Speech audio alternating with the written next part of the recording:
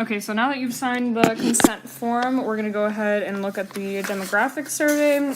Like I said, this is just like stuff about you and your background and your household as well. So if you just fill that out. Okay, and this number is like $82,500 or something like that, a roundabout number. And that's individual income. So if you make less than, you would say yes. Less than 82,000. Okay, thank you. So now that you're done with that, we're going to pretty much start the interview. So, just to start off, have you always lived in Cobb County? no. Can you explain to me where you have lived previously then? I was born in Niles, Illinois. Lived outside of Chicago through high school. Went to school at the University of Minnesota. After that, a couple years in Kansas City, and then since 1989 have lived here. Oh, okay. And what brought you? Gwinnett County first, and then. Oh, okay. So you went to Georgia in what year was it? 1989. Okay, and what year did you get to Cobb County? Let's see. Probably around 97 or so. Okay. And how did your family, or just you, if you just moved here by yourself and then got a family afterwards, how did you get to Cobb County? Like, what brought you here? After a lengthy motorcycle trip, Okay. This is one of my favorite spots, so I came down here and worked with the youth at a church in Gwinnett County. Okay. Before working south of Atlanta at JCPenney. Gotcha. So was it work then that brought you to Cobb County?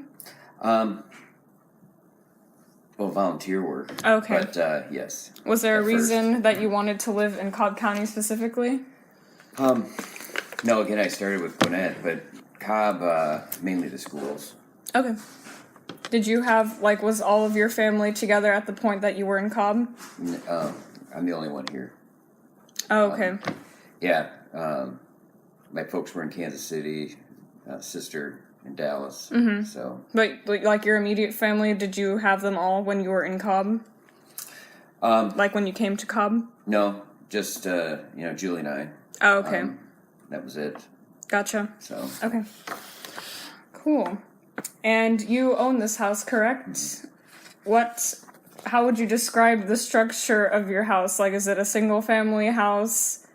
Yeah. Can you describe it a little, like 2 stories or whatnot? Yes, a 2-story single family home with a basement. Okay. Finished basement. Finished basement. Okay, cool. So, we're gonna start talking about solar now a little bit. Okay. So, do you have rooftop solar for your home? No. Okay. I knew that, but I still have to get you to say. Could you tell me why you do not have rooftop solar? Was the decision made for you, or did you make that decision? I suppose if I were building like a new home before you've then already invested or had paid, indirectly for typical power sources, I might consider solar, but when you buy it, when it's all like this, it's hard to adjust after the fact, I guess. Did you make, a conscious decision? Had you thought about getting solar? No, see, in 2003, hardly anyone even talked about it. That's because we've lived here since then. Oh, okay. In this house or in Cobb County? In this house. Okay, so did you live somewhere else in Cobb County before? In a different house? 2 other homes. Oh, okay, gotcha. So how long have you been in this home? Since 2000. Since 2003. Okay, Yeah. Gotcha. That makes sense. If you had the option, would you put rooftop solar on your home? Given the high upfront cost, it's not a priority. Okay. Could you tell me some reasons why you would or would not want solar other than economic reasons? For you personally. Oh no, I mean I have absolutely nothing against solar. It would be more economic. If we had real high energy costs, let's say like the Northeast, where the payback is so much greater, I think I'd consider it much more. But our energy costs are so reasonable, it'd be hard to justify, I think. Mm-hmm. Are there any non-economic barriers that would prevent you from wanting solar? Mm-mm. None at all? I mean, the concept is great. So no, I don't know if our covenants would allow it, because the house just would need a giant bank of panels on its roof to power a whole home. But at least that's the pictures I've seen. Gotcha. Can you expand on that a little more? What do you mean by that? Well, it's like, especially in our home where we have all morning shade, all those panels would have to be put on the front. Okay. And I don't know if our covenants would even allow that. Like the neighborhood association? Yeah. Okay, gotcha. Because they tell us color paint, and so on and so forth, exactly what, you have to do. And so it may not be allowed. Gotcha. And there's no neighbors that have it either. So. Yeah. So it's just not very widespread here? Not at all. Have you seen any in your neighborhood or around? No. Yeah, neither have I. I have not. It's a little sad to me, but anyway, it's not about me today. But if our energy costs were double, let's say like they are in the Northeast, I would guess it's much more used there. But I've not seen one home here. So yeah. Could you tell me some non-economic pros that you would find, like for you personally, that you would want solar? Like some reasons that you would want solar that are not economic? Well, it's a renewable source, so that in and of itself is appealing. But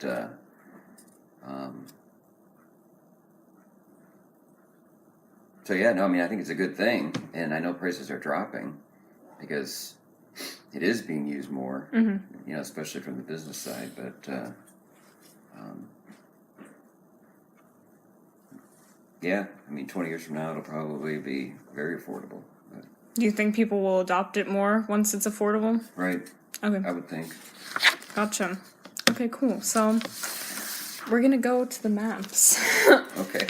The maps have been a very interesting exercise so far. I enjoy them. Anyway, so just on the map of the U.S., we're going to start with, you'll just label for me, where do you think people have the most rooftop solar on their homes? Well, I would think the Northeast. Okay. So just circle? Yeah, you can just label it however you want. You can put words that you associate with the areas. I would guess there,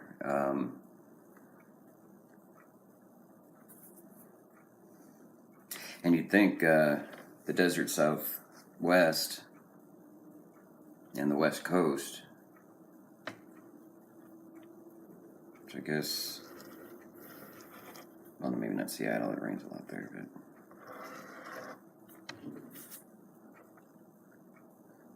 maybe Texas too. I guess those areas. Okay. Could you tell me a little bit about the reasoning behind why you chose those places? Well, high energy costs. In the Northeast, high energy costs? Mm-hmm. Okay. Likewise on the West Coast. And then in the desert Southwest, it'd just be very conducive. The amount of sun, there's no trees.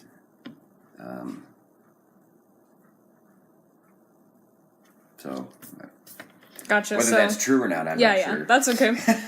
So you're saying for Texas and the Midwest there? Too. Oh, Hawaii too?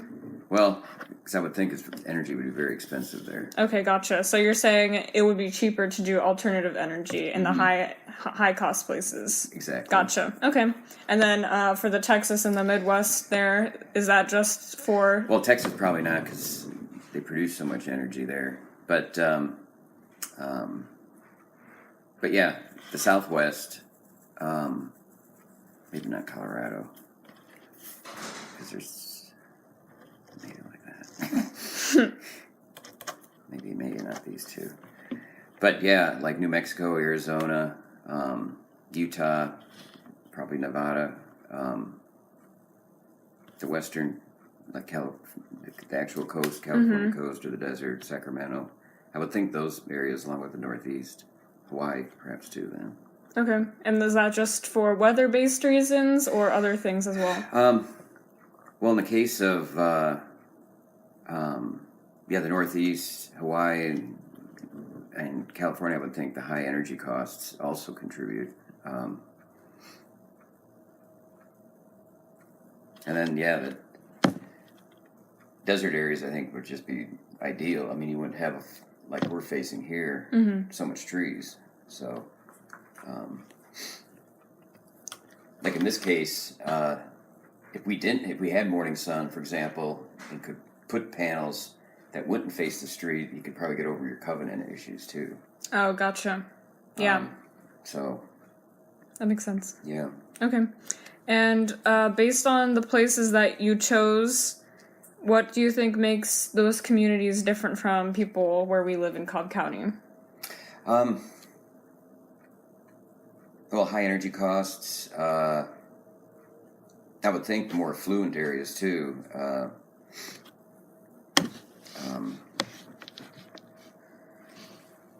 To be more willing to put up that upfront cost.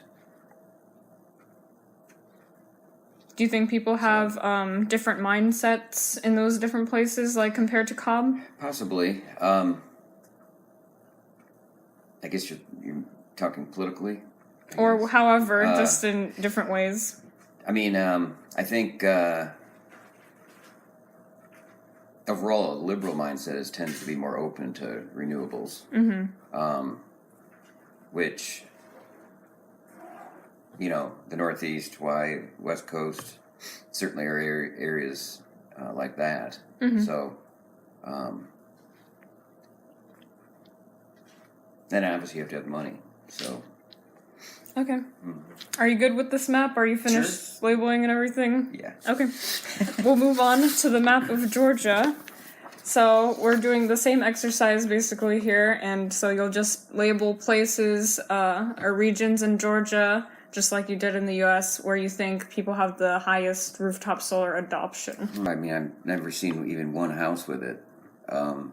Just based on your opinion in general, or even in theory, like where you think people would have them, even if you haven't seen them.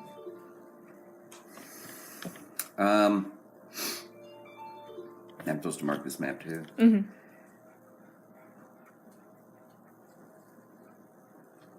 See, these areas are also wooded as well, but possibly the like the Buckhead, Sandy Springs, Alpharetta, Roswell, Vinings area, just because they're affluent. And some of the coastal areas, I suspect. Yeah, I'd love to say I've seen it, even one home. Yeah, but I haven't. Can you explain your reasoning for choosing the areas that you did? It's basically higher income areas that they'd be willing to perhaps put up that that big expense. Okay. Even for the coastal area, was that the same reasoning? Yeah. And too, there's less trees, lots of sun. No obstructions. When you circled this area, did you mean to include Cobb County within that? Or did you mean to exclude it? No, there's a little bit in there. Yeah. I'm like, yeah, that's kind of the Cobb area. Yeah, I mean, I've never seen anything in Cobb County. I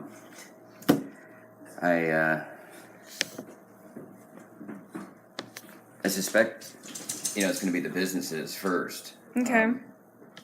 that will adopt it versus homeowners. Gotcha. I mean, we went to the Tellus, and they had a whole bank of solar panels. And do you remember, Kendall?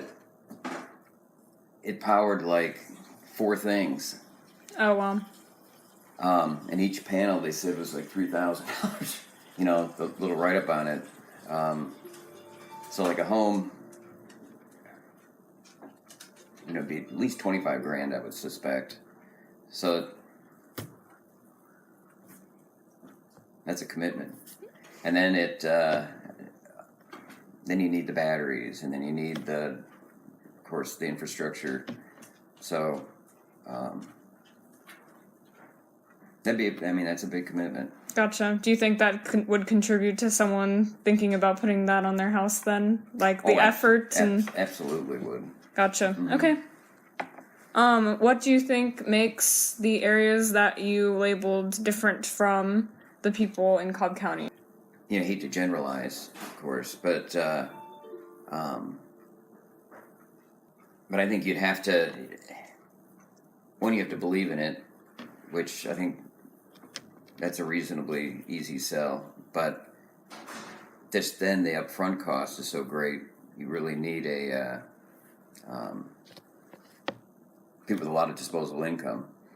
But then too, you hear very little about the payback. How long will it actually take to recoup your cost? Like I bet areas in the Northeast, it's because their energy is so high, 7 years or something. I don't know what it would be here. I would think much longer, but no, I mean it's not on my radar at all. Gotcha. So that's interesting. So you're saying people would be hesitant because of both the time commitment and the effort commitment. Yeah, and two, there's a lack of education. If someone, say, okay, I can put it on your house for this, your energy costs are that, and so you can expect a payback in this amount of time. Thereafter, assuming they don't all have to be replaced again, basically energy's free, know. So just the education of it could be a lot better too, I think. Gotcha. And what about most of your close friends here within Georgia? Do you know anyone who has solar? No. No one at all? No yeah, one at all. Neither. Why do you think that is for them? I guess for all those reasons we've been talking about, it's hard to justify that upfront cost. Especially when you really don't have a handle on the payback. How long it'll take to recoup that investment. So, other than, people are very willing to upgrade their air conditioners, and you can save tremendous amounts that way. Light bulbs, everything. Everyone's going LED, and which are all really good things. So our utility bills already are dropping a lot. So at the margin, okay, solar can help you, but the difference is it's just so much more, that that's a hard sell, a hard commitment. do you know anyone who has specific opinions about solar, or are more concerned perhaps in general about that? No. I've had a watch for a dozen years that has a little solar panel. Oh, that's cool. And I was here, calculators do.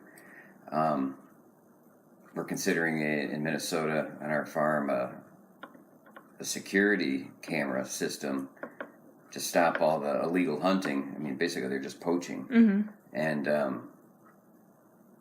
as a power source that could well be solar. Mm-hmm. Like you see on the utility things around here. There's a little panel about that big that powers that device. But on small scales like that, it's obviously quite affordable. But yeah, jumping to a house, yeah, like I said, I don't know anyone.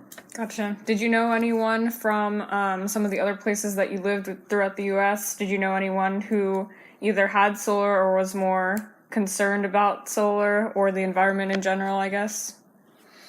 No, I mean,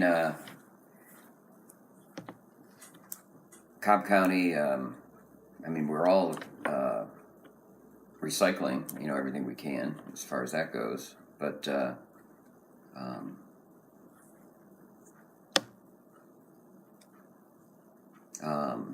not more or less really than anyone else.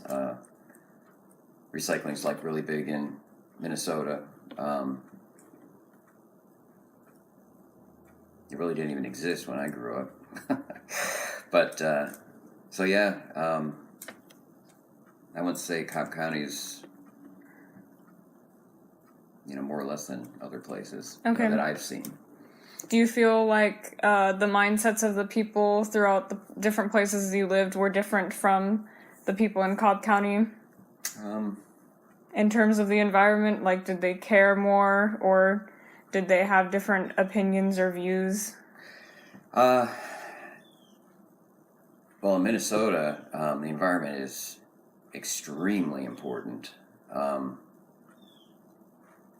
Their nicknames line up 10,000 lakes. It's really over 13,000, and the people love the outdoors there. So huge amounts of resources are spent maintaining that pristine outdoors. Minnesota often ranks in the top 1 or 2 best places to live. It's quality of life in many respects, but all the lakes are monitored for invasive species, for quality, for everything. It's just people love. Almost everyone's an outdoors person up there. Okay, that's interesting. Yeah, it's just beautiful. Gotcha. So you think because of that, people would have different views because they're just more connected with nature? Yeah, absolutely. So I guess to your point, although I haven't seen any up there, without a doubt that'd be an area I would think. Of course, it's so heavily wooded there too, but they'd be very open to solar. So do you think like places that are, like you said, heavily wooded or places that don't have a lot of open land, I guess, are not good places to put solar, correct? Well, there's a lot of farms up there too, but a lot of the houses have a lot of trees. But no, that would definitely be an area where people, I think, would consider it before other areas. Gotcha. They're very concerned with the environment there. Mm-hmm. You guys have a farm, right? Mm-hmm. Where's the farm? Is it Kansas or no? Minnesota. Oh, it's in Minnesota. Mm-hmm. Okay. So do you know like other people with farms who have solar with their farms or anything? No. Okay. I was just wondering. There's some wind farms. Okay. But solar itself isn't that big there either yet that I've seen. But yeah, other than the how we may use it for the security cameras to power them. But see, even the house we have built there, they give such incentives for living efficiently.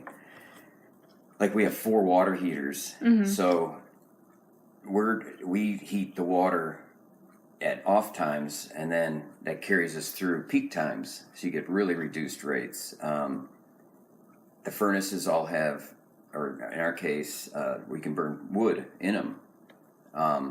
Then you can also have propane and oil. So you have multiple sources of ways to heat. Mm-hmm.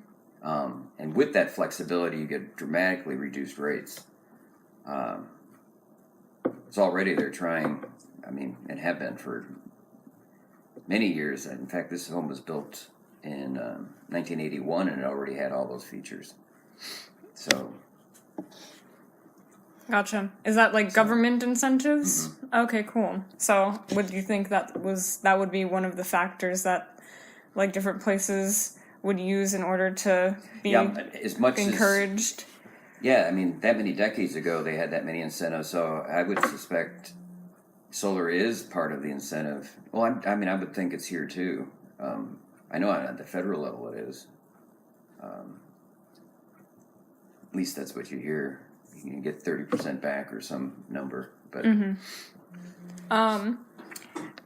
Putting yourself in the shoes of people that you know who like live around here and just people who you're friends with within Georgia, do you think that they find there are a lot of non-economic barriers to solar, or what would you think those are if they found that? Like what would prevent non-economic them? barrier, you mean just aesthetically? You don't think they're Well, like anything that just doesn't involve money, like education or aesthetics, things like that. Political views, like their personal beliefs. If you know anyone who has strong beliefs against it because of something that they don't like. No, I mean, perhaps people in the oil industry or something. See that as a competition. But, I mean, some may think aesthetically it's not, but I think that's actually kind of cool looking. But, so. Yeah. Do you think they would find any particular pros that they would want solar for? I mean, you mean other than the reduced energy costs? Yeah. No, I mean, I suppose someone might say, like to brag to their friends, I got this, but no, I mean, I think it just comes down to the economics of it all. I mean, people that are real passionate about it and can afford to do so will do it, even if it's not affordable, just to get off of fossil fuels. But most of us try to live more economically. Okay. Well, that's pretty much all I needed to know. So thank you so much for having this interview with me. I'm gonna pretty much, we're